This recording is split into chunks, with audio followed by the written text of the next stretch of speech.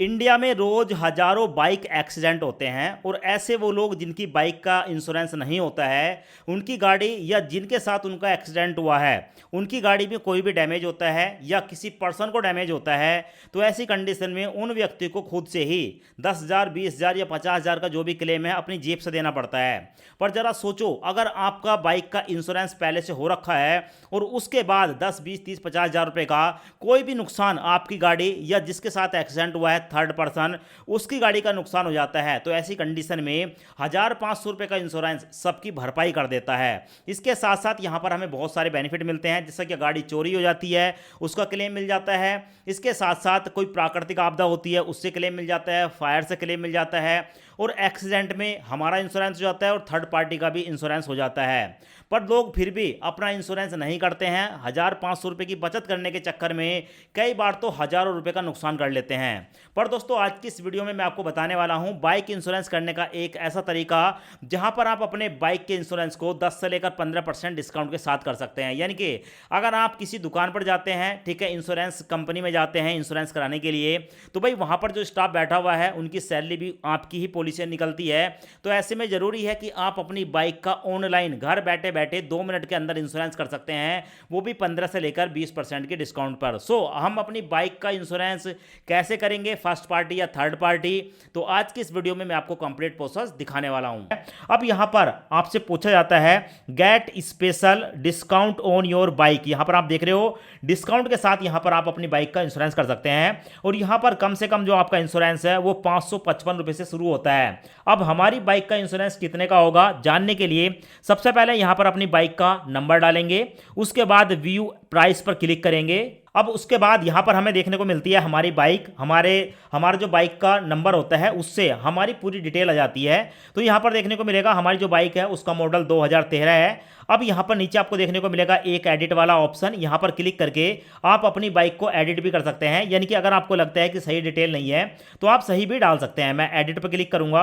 अब उसके बाद हमारे सामने ये वाला इंटरफेस आता है। अब यहां पर आप अपनी बाइक को सर्च कर सकते हैं। यहां पर क्लिक करके आपका जो भी बाइक है, ठीक है, यहां पर सेलेक्ट कर लेंगे।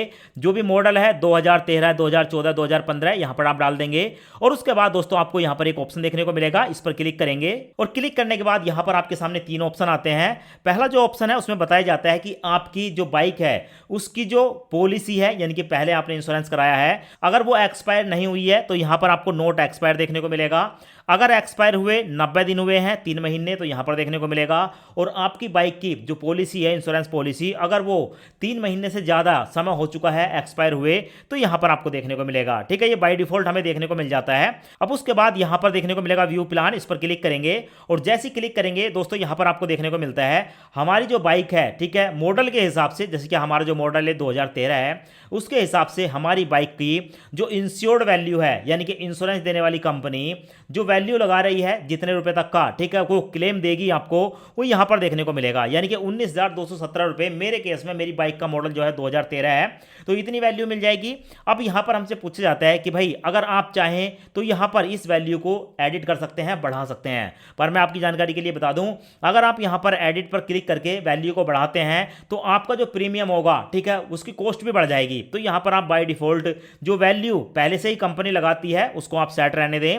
अब नीचे आपको एक ऑप्शन देखने को मिलता है कि यहां पर आप जो प्लान खरीद रहे हैं वो 1 साल के लिए करा रहे हैं, 2 साल के लिए या 3 साल के लिए। देखो, अगर आप 1 साल का लेते हैं तो आपको ज्यादा डिस्काउंट नहीं मिलेगा, ठीक है। अगर आप 2 साल या 3 साल का लेते हैं तो यहां पर आपको एक्स्ट्रा, ठीक है, डिस्काउंट मिल जाता है। नीचे आपको देखने को मिलेगा यहां पर हमारे सामने 2 प्लान आते हैं। पहला जो प्लान होता है वो होता है कंप्रेहेंसिव प्लान। अब ये क्या होता है? ये होता है फर्स्ट पार्टी प्लान, और दूसरा देखने को मिलेगा थर्ड पार्टी प्लान। अब दोनों में अंतर क्या होता है इसको भी जान लेते हैं। यहां पर आपको एक ऑप्शन देखने को मिलेगा व्यू मोर, इस पर मैं क्लिक करूंगा। अब क्लिक करने के बाद हमारे सामने ये वाला इंटरफेस आता है। अब यहां पर हमें देखने को मिलता है अगर हम फर्स्ट पार्टी प्लान लेते हैं तो ऐसी कंडीशन में यहां पर हमें एक्सीडेंटल कवर मिलेगा, ठीक है, हमारी गाड़ी का और सामने वाले की गाड़ी का।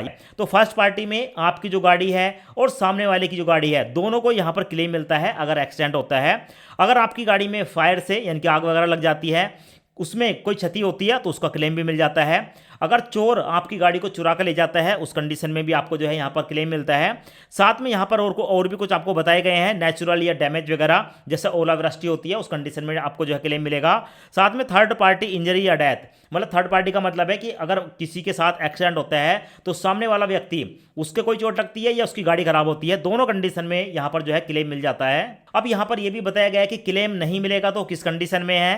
पहला है नॉन एक्सीडेंटल डैमेज, मान लो आपकी गाड़ी खड़ी है, खड़े खड़े टायर फट गया, इंजन फट गया, ट्यूब फट गई, ऐसी कंडीशन में कोई क्लेम नहीं मिलता है। और दूसरा बताया गया है कि अगर आप यहां पर शराब वगैरह पीकर गाड़ी को चलाते हैं, एक्सीडेंट हो जाता है, तो ऐसी कंडीशन में भी कोई क्लेम नहीं मिलता है। तो ये हमारा फर्स्ट पार्टी का हो गया। अब यहां पर हम देख लेते हैं थर्ड पार्टी का प्लान। तो यहां पर व्यू मोर पर क्लिक करूंगा। अब थर्ड पार्टी का प्लान लेते हैं तो बताया है कि थर्ड पार्टी की इंजरी और डेथ, यानी कि हमारा कुछ नहीं होगा, सामने वाली व्यक्ति यानी फ्यूचर अगर किसी के साथ एक्सीडेंट होता है तो उसकी डेथ होती है या उसकी गाड़ी खराब होती है, इंजरी होती है, उसको क्लेम मिलेगा सामने वाले को।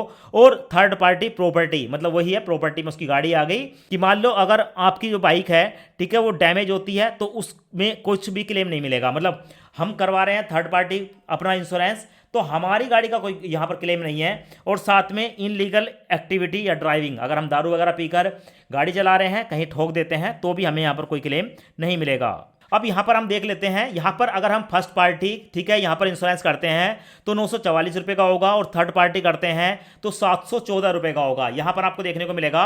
पर दोस्तों ज्यादा अंतर नहीं है, देखो 714 944 ज्यादा कुछ अंतर निकल कर आता नहीं है, 100-150 रुपए का या 200 रुपए का अंतर आता है। तो ऐसी कंडीशन में आप ये मानकर चलें कि थर्ड पार्टी इंश्योरेंस करने में कोई बेनिफिट नहीं होता है। अगर आपको लगता है कि आपकी गाड़ी घर में रहती है, कभी कभार आप निकालते हो, तो ऐसी कंडीशन में आप थर्ड पार्टी करा सकते हो। पर अगर बहुत ज्यादा यूज करते हो आप अपनी गाड़ी का, तो आपको फर्स्ट पार्टी ही यहां पर जो है इंश्योरेंस कराना चाहिए। सो यहां पर मैं फर्स्ट पार्टी इंश्योरेंस को सिलेक्ट करूंगा। उसके बाद आप देख सकते हैं 944 रुपए हमारी कॉस्ट है, ठीक है, एक साल की, मैंने एक साल सिलेक्ट किया है और इसमें 18% जीएसटी लगेगा। अब इस इंश्योरेंस को करने के लिए कंटिन्यू पर क्लिक करूंगा। अब उसके बाद हमारे सामने ये वाला इंटरफेस आता है। यहां पर हमसे बताया जाता है कि आप चाहो तो यहां पर 350 रुपए का पर्सनल एक्सीडेंटल कवर ले सकते हो, राइडर कवर ले सकते हो और कुछ भी बताया जाता है। दोस्तों ये जो है ना, जो इंश्योरेंस कंपनी होती हैं, ये एडिशनल अपनी कॉस्ट को बढ़ाने के लिए, अपने बेनिफिट के लिए कुछ और भी यहां पर हमें बताते हैं। पर आपको यहां पर किसी को भी ऐड करने की जरूरत नहीं है, सिंपल यहां पर कंटिन्यू पर क्लिक करेंगे।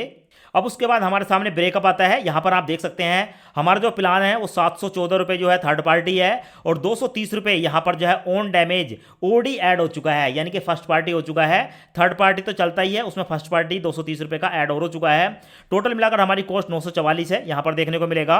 मैं ओके पर क्लिक करूंगा। अब उसके बाद हमारे सामने आता है जस्ट फ्यू मोर डिटेल। अभी हमें कुछ और डिटेल देनी है, जैसे कि यहां पर अपना फुल नेम बताएंगे, अपनी एक ईमेल आईडी डालेंगे, अपना मोबाइल नंबर डालेंगे, जहां पर आप रहते हैं वहां का पिन कोड डालेंगे और अगर आपके पास जीएसटी नंबर है तो यहां पर आप डाल सकते हैं, वरना इसको छोड़ सकते हैं, ऑप्शनल है। और यहां पर कंटिन्यू पर क्लिक करेंगे। अब उसके बाद हमारे सामने ये वाला इंटरफेस आता है। यहां पर हमारा मोबाइल नंबर देखने को मिलता है। अब यहां पर वेरीफाई पर क्लिक करेंगे। अब हमारे मोबाइल नंबर पर एक ओटीपी आएगा। ओटीपी यहां पर डालकर जैसी वेरीफाई पर क्लिक करते हैं तो हमारे सामने ये वाला इंटरफेस आता है।